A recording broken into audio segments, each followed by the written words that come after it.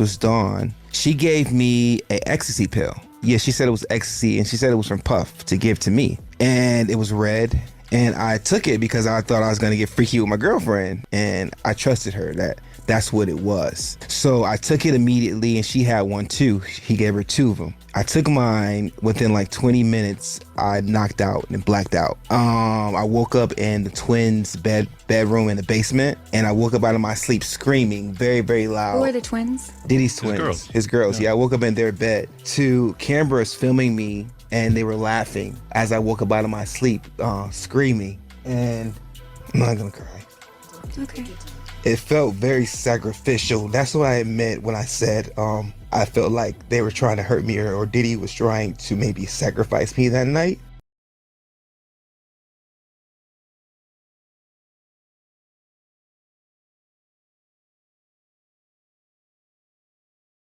Hello, everyone. Welcome to this edition of Viral. I'm your host, as always, Kendrick Dix here. Glad you can join us here on Viral as we talk about Q from day 26. Q Mosley had some revealing stuff to reveal about what was going on with his ex-girlfriend, Dawn, Richard, and Diddy. But with first thing first, join in that conversation using the hashtag Viral here on Connect. And don't forget to subscribe. Subscribe is caring. Tell a friend, call a friend. Hit that subscribe button so you won't miss a thing. Here on Viral, we talk about Q from day 26 revealed that he had been drugged and he had been, who knows, by his ex-girlfriend, Dawn Richard, allegedly, and Diddy. Well, Q went on the podcast on TJ and Amy with Aubrey O'Day to reveal the secret that kept him from doing this. Take a look. At this time, I was around Dirty Money for about a year while they were creating Last Train to Paris. And I guess I was around because I was dating Dawn. I just happened to be around. So Diddy's like, I think he was very, very high. He's like, we're going to go to the Hamptons. He was like, we're going to go stay the night there, and you guys want to come. And it felt very weird because the energy just felt so weird. You know what I mean? It was friendly high. You know what I'm saying? Like a friendly invitation to something. He wasn't usually like that? No, he's never invited all of us to one of his houses. So before we get to the Hamptons, they're like speeding in these black SUVs on the expressway very, very fast. Like they were in a rush to get to the Hamptons. We get to the Hamptons and we walk through the house and we arrive in the backyard near the pool. And my ex at the time, which was Dawn, she gave me an ecstasy pill. And she said... Is that what she said it was? Yeah, she said it was ecstasy, and she said it was from Puff to give to me. And it was red. And I took it because I thought I was going to get freaky with my girlfriend, you know? We tried ecstasy before, and I trusted her that that's what it was. So I took it immediately, and she had one too. He gave her two of them. I took mine. Within like 20 minutes, I knocked out and blacked out. Yeah. I woke up in the twins' bedroom in the basement, and I woke up out of my sleep screaming very, very loud. Who are the twins? I don't know their names. Are you talking about Diddy's daughters? Twins. Okay. Yeah. Diddy's twins. His girls. Yeah, I woke up in their bed to cameras filming me, and they were laughing as I woke up out of my sleep, screaming. And it felt like... I'm not gonna cry. Okay. Yeah, take your time. It's okay. It's understandable that you're reliving this and emotion comes with it. There's just no way around it. So it felt very sacrificial. That's what I meant when I said I felt like they were trying to hurt me, or Diddy was trying to maybe sacrifice me that night. I didn't say, when I went on Vlad TV, I didn't say anything about finding a sacrificial email. Hold on. What he's discussing in regards to Vlad TV is that's one of the interviews that the boys did. he had to leave gaps within that interview, and they decided to fill those gaps. It's kind of what I've experienced this past week. As you guys know, we started this out, and it was, we all have this intention to talk our way through to the end of this trial and hopefully see justice for whatever is proven and whatever the jury decides. Even you had situations that were just made up out of nowhere. So did I last week. Q was discussing one in which he couldn't say certain things because he's honoring a contract. And within that, people decided to fill in the blanks. So he discussed an email. He had tears. People put it together that he's crying over an email and what it basically tried to suggest that he's not a man and he's boo-hooing over an email and so on and so forth. Boozy said something crazy. I don't mean to stop you. Boozy said... You have to explain who everybody so is. Little Boozy is a rapper, and respectfully, I want to say to him, that's not... You shouldn't have said that I wanted to get effed by Diddy or that's possibly the reason why I'm crying. You know what I mean? That's messed up. You don't know me at all, Mr. Boozy. And you didn't hear the story that I just told. And if you would have heard that, maybe you would have had a different reaction. And to Chopper and to Stevie J, who also responded. Respectfully. So basically, these are all people. They are all colleagues of Q's in the industry. Yeah, I just want to say respectfully to them, just don't believe everything before you actually hear the truth, because people edit things, and I don't have nothing bad to say about them at all. I just want them to just understand that. Be respectful to everyone's trauma. You don't know when a person's still healing and going through the process of healing. Yes. And you can add, you don't know if I'm still thinking I want to hurt myself or I'm scared and thinking someone's going to, all those mental thoughts. You don't know what I'm going through for you to say those mean things to just add on to my mental health. I know there are some details about the incident you described. Maybe you don't want to get into. And no, let's get into it. Okay, we can. Can I go with how, I know you can be open about how it made you feel, right? So you're saying after this particular incident, you left there feeling, you called it sacrificial, but you felt as if they were going to hurt me in my sleep, because I woke up screaming.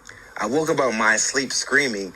So what I mean by it felt like sacrificial, it felt like someone was trying to hurt me or take me out, because I possibly couldn't have woke up out of my sleep that night. Do you know what happened to you? I woke up screaming like a girl to the top of my lungs at a high pitch. Well, did you have clothes on? I think I was in my shorts, because I remember jumping into a swimming pool. But do you believe that some of what happened to you was recorded on one or many of these iPhones? Oh, yeah. I saw phones and lights. It wasn't a video camera. It was a phone camera light. So there are people who do know what happened to you, and there's a reason you believe why they're not telling you? Mm-hmm. All right, you heard from Q. Q gave a detailed story on what was going on with him. Let's look back, flashback to stuff that Q was on an interview with a lot of people, including Vlad TV, airing out his grievances about what went down with him and Diddy and Don. And Q was talking about that Don gave him a red pill that he thought it was an E pill, but it turned out to be a horse tranquilizer pill. And here's what Q had said back then, but he couldn't really speculate what he was saying right here. I kept trying to get in contact with him because all I wanted was an apology. All I kept saying, could you apologize? Could you just apologize for what I can't talk about right now? But I just wanted to apologize because something was wrong with me, man. Something was wrong. This guy, man, and the whole situation. And I just want to say, I think he needs a lot of prayer, and he needs mental health, like the things that we can relate to, you know? Absolutely. I think that's what's going to save him or help him. Yeah. Nothing else. I don't think we should talk about him. I don't think we should make fun of him. In my documents that I have for my mental health, I have his name mentioned in there. But it used to traumatize me a lot to where everybody thought something was really wrong with me and stuff. But I just don't blame him. I blame people around him too, because they ain't innocent either. They agree with me because You know, certain people sign up to get fucked. Certain people, if you're gonna keep it real, certain people sign up to do the job of paying their rent that way. Right. You know, I didn't sign up for that. I felt like my talent was enough. So now that 4 years later that I have experience in seeing, not putting anyone's business out, because you know what you do in your personal bed is whatever you do. But as far as me, when I go to an appearance, I want to get paid for that appearance. So we never. Man, like it felt very scary and weird to where I ran to get help. I ran to my doctor. I spoke up with my family. I spoke up to people around me because I was like, if this is true, and I'm caught missing or dead or something, I want you guys to know facts and the truth of what I'm going through and experiencing. Did you have this conversation with the rest of the group? Yeah, they know. So when you guys heard this, we was in tears. Like, oh, yeah, wow, in tears, real hurt, pain. Like. Yes, Q saying a lot right here on what went down. I feel sorry for the dude. Bro, you shouldn't be going through something like that. If you love someone like that and you intimate with somebody and then they take advantage of your vulnerability and you end up screaming, you don't know if you've been molested or what. So I can feel for him on that. I understand his hurt, his pain that he had to go through, his trauma. Man, that's a lot to endure when it comes to that. Well, let's hear what you people had to say. You people had a lot to say about Q Mosley and Don Richards and Diddy on this whole ordeal, on what went down. Let's take a look at what you people had to say on what people say. Dragging ass up under the jail right along with Diddy. I just got finished watching Aubrey O'Day's podcast that she has covering the Diddy case, and to say it was disturbing is a massive understatement. Q from Day 26 was her guest along with his mom, and Q went into detail about an incident that he had with Diddy in the Hamptons. He stated that Dawn gave him a PILL that she told him was E. He took it, and 20 minutes later, he was out. He stated the next thing that he remembers was waking up in the twins' bed in his boxers, screaming like a girl at the top of his lungs with everyone around him filming him. Then he states he started having a ton of mental health issues and that set him to a childlike mind. His trauma was so severe that he would walk around Rochester with a screwdriver, extremely paranoid, attacking trees that he thought was Diddy. That grown-ass man was on there in tears. His mom very much so believes that Dawn groomed him. She stated that she spent a lot of time around Dawn and that Dawn was weird and she was a liar. And I am beginning to feel that way, because of her testimony was very, very suspicious. She kept getting caught in lies. Even Kalina Harper said that she was a weird bee on a podcast last year. I thought Kalina was just being weird. Diddy clearly paid her off to not defame him. But I don't know, like after that testimony and after what Q said and what his mom said, that was obviously not an EPILL. Obviously, it was something else. It completely reset his brain. And I'm really hoping that she didn't have an immunity deal, because if this is a RICO, that she is an accomplice in this RICO and she needs to go down with Diddy. Throw Don.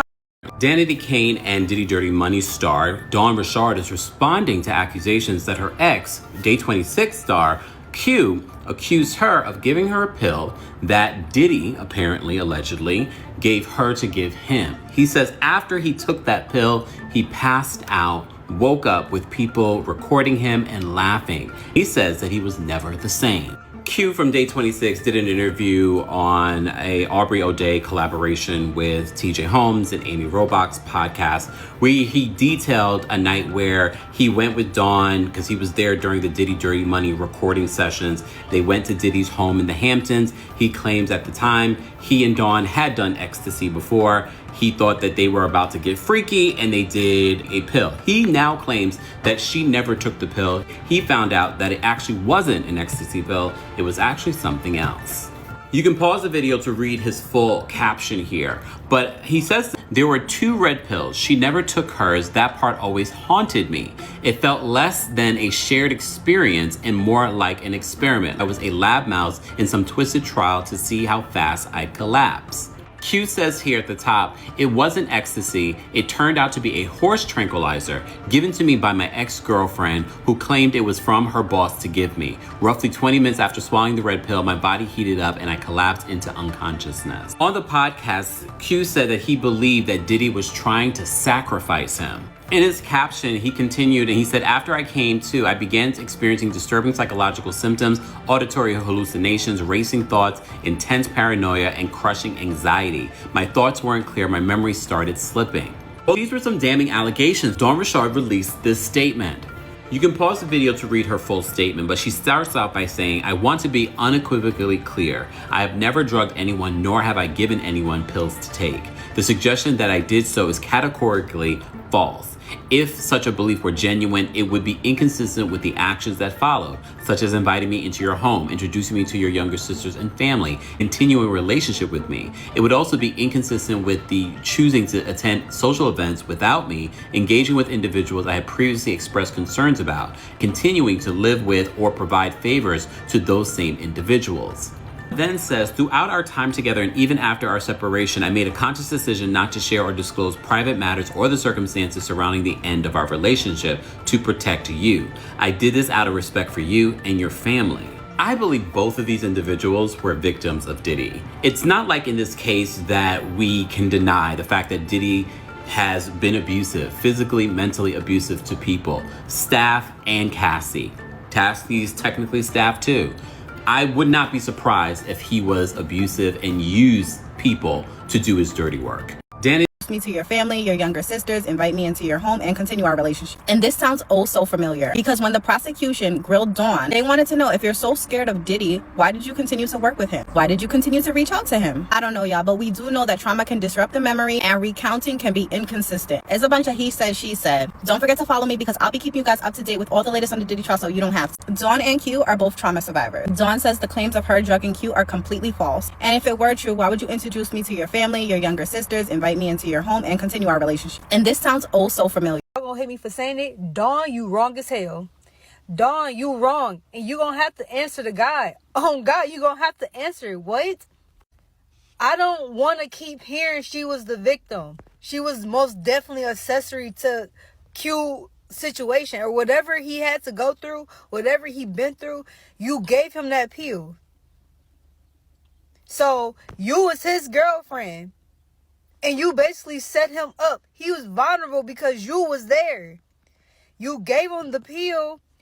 And then next thing you know where to be found, nowhere to be seen. And you not even caring how this man, what? Just listening to that podcast alone, Dawn, I get it. You may be the victim, but you was most definitely an accessory.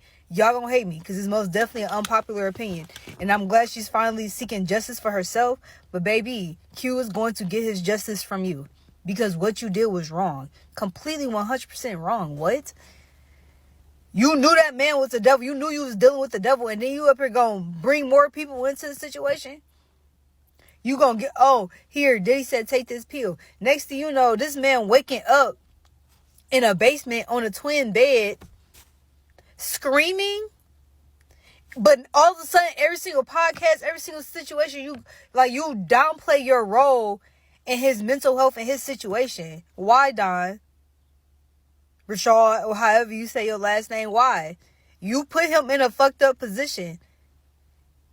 And then you wanna play victim? You can be victim all you want to, but you are still a villain. I don't care.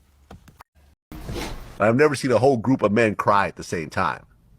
And this was over something that Diddy, took place with them, with Diddy? Yeah, over the whole Making the Band thing. Oh, okay. I'm not quite sure what it is, but it was traumatic enough to have a whole group of grown men why cry. Grown men ain't talking about it? I don't know. He said up here. He said, what are they crying about? Did he hurt their feelings or did he hurt their ass? Ooh, I don't know. What are they crying about? He might have hurt their feelings because he was hurting their feelings on making it a band. Yeah. They might be traumatized with it like that. Yeah. But if you're going to get up here, why the f you get up here and tell him? You crying, did he go in your ass or not? Because you have people thinking they went in your ass. Don't get up here and try to salt the man down. Tell the truth. Yeah, he said I ain't no snitch. So he didn't want to actually say what happened or what he saw. Okay, well, he enjoyed. He likes to relive it. Not sure. But like I said, let's take a break. You people spoke out and saying that Don was wrong for doing that to that boy, and that boy shouldn't be deserved that. And Q didn't know no better. He's young at that time. He's young, naive. He's trying to make his name in the music business. I really thought Q could have been like with Chris Brown or Usher. Q's in the same age group like Chris Brown, me, and everybody else. And it's kind of hard for seeing someone like that go through that trauma. And a lot of you people sympathize with Q on that matter, and hope he gets the help he needs to heal what had happened to him. So we here at Viral wish Q the best, and he hopes he heals from this trauma. And man, it's kind of words you can't fathom like that, because Diddy's going on trial right now, and I think that's where the racketeering comes in. And I think, could Don be associate to be enabling that with Diddy, and she ain't taken down as well. It was just something about Don that I just couldn't point out. When you know something about a person, you just know. All right. Thank you all for watching this edition of Viral. I've been your host, Kendrick Dix, saying so long. We'll see you next time for another edition of Viral.